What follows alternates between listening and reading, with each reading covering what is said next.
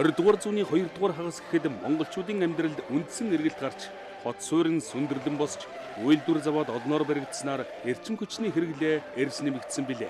Айл 1934 онд ашиглалтанд орсон 1-р цахилгаан станцын хүчин чадал хүрэлцэхэ болж 1966 онд шинээр 2-р цахилгаан станцыг барьсан боловч энэ зөвхөн мах комбинат толгойтын орчмын цахилгаан дулааны хэрэгцээг хангаж байсан тул тэр үеийн хотын төвийн өсөн нэмэгдэж буй хэрэгцээг хангах өөр цахилгаан станц барих шаардлага гарсан байлаа.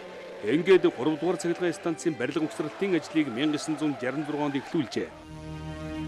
2 жилийн дотор 3-р цахилгаан станцын дунд даралтын хэсгийг ашиглалтанд оруулж Улаанбаатар хотын хэрэглэгчдэд дулааны эрчим хүч түгээх болжээ. Улмаар 1975 он гэхэд 3-р цахилгаан станц 48 мегаватт цахилгаан эрчим хүч 130 гигакалор дулаан эрчим хүч үйлдвэрлэх хүчин чадалтай болсон байна. 1976-аас 1981 онд өндөр даралтын станц нэмж баригдсанаар нийт 136 мегаватт цахилгаан эрчим хүч 485 гигакалор дулаан үйлдвэрлэн гаргах суйрлагдсан хүчин чадалтайгаар ажиллах болжээ.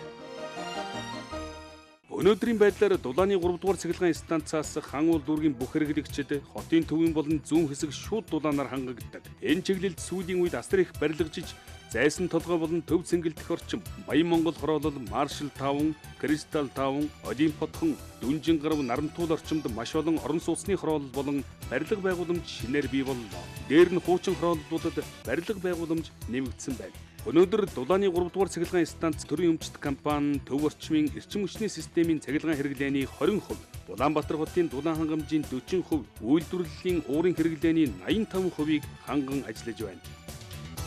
Хэрэглэгчдийг дулаан цахилгааны эрчим хүчээр найдвартай хангаж ажиллах нь эрчим хүчний системийн нийт байгууллагуудын эрхэм үүрэг байдаг билээ. Манай улсын хүн амын өсөлт, төвлөрөл, эдийн засаг, нийгмийн хөгжлийн хэрээр дулаан цахилгааны эрчим хүчний хэрэглээ үлэм чимжээгээр нэмэгдэж байна.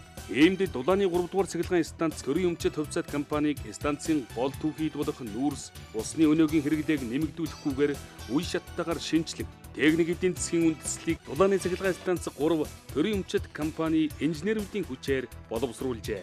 Улаанбаатар хотын өсөн нэмэгдэж байгаа цахилгаан дулааны эрчим хүчний хэрэглээг хангах, тасралтгүй найдвартай ажиллах, зах зээл дөрсөлдөх чадвартай, өндөр хүчин чадалтай станц болгох зорилгоор шинэчлэлийн засгийн газар 2013 оны 4-р сарын 142 дугаар тогтоол гаргаж дулааны 3-р цахилгаан станц төрийн өмчит хувьцаат компани суйрлагдсан хүчин чадлыг 50 мегаваттаар өргөдөхөөр шийдвэрлэсэн. Энэ тогтоолын дагуу төслийн ажлын гүйцэтгэгчээр бүгд баримдах Хятад ард улсын Хунан индустриал компани шалгарч 2013 оны 6-р сарын 15-ны өдөр түлхүүр гардуулах нөхцлөөр гэрээ байгуулж төслийн ажлаа 1 сарын дараагаас эхэлжээ.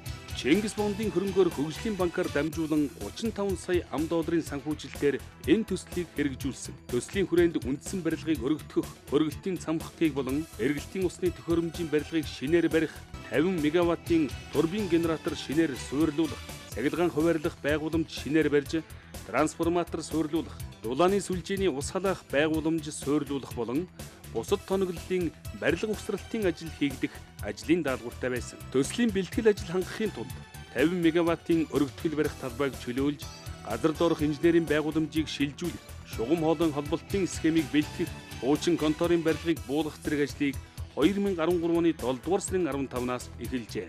Мөн барилгын ажилд оролцох 200 ажилтны төр байр барьж, хөргөх цамхаг буюу градерны талбайг чөлөөлж, турбин суйрлуулах талбайг гаргахын тулд станцын өндөр даралтын баруун хэсгийн барилгын ханыг буулгаж, цааш нь 30 хязгах нь 12 метрээр өргөдөх ажлыг хийжээ. Өргөлтийн цамхаг нь fiberglass буюу шилэн хуванцар материалаар хийгдсэн бөгөөд 71 метрийн өндөртөө суураараа 52.8 м, оройгоороо 31.6 м-ийн диаметртэй 1200 м2 хөргөлтийн гадаргуутай уг материалыг сүүлийн үед нисхийн болон усан онгоцны үйлдвэрлэлд өргөн ашиглаж байгаа юм.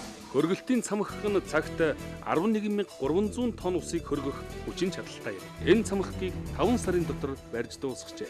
Мөн 6.3 тэг.4 кВт-ийн цахилгаан хуваарлах байгууламж хөргөлтийн насос станцын барилгыг төлөвлөсөн хугацаанд барьж байгуулжээ.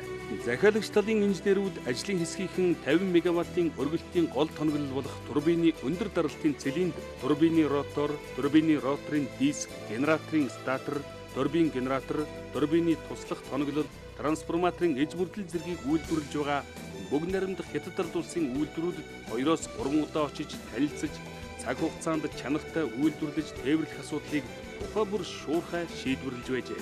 Унан групп ч угсралтын ажилдаа ихэнхэн хүчин чармаалт гаргаж амлснаа амжилттай биелүүлж өргөтгөлийн ажлаа чанартай гүйцэтгэн өнөөдөр хүлээлгэж өгч байна. Дулааны цахилгаан станц 3 төрийн өмчит хувьцаат компани суйрлагдсан хүчин чадлыг 50 мегаваттаар өргөдгснөөр төвийн бүсийн эрчим хүчний системийн хүчин чадал 50 мегаватт, Улаанбаатар хотын дулаан хангамжийн системийн хүчин чадал 100 гигакалор цагаар нэмэгдэж, хан уул, Баянзүрхт үрэх шинээр баригдж байгаа барилгуудыг дулааны эрчим хүчээр хангах боломж бүрдэж байна.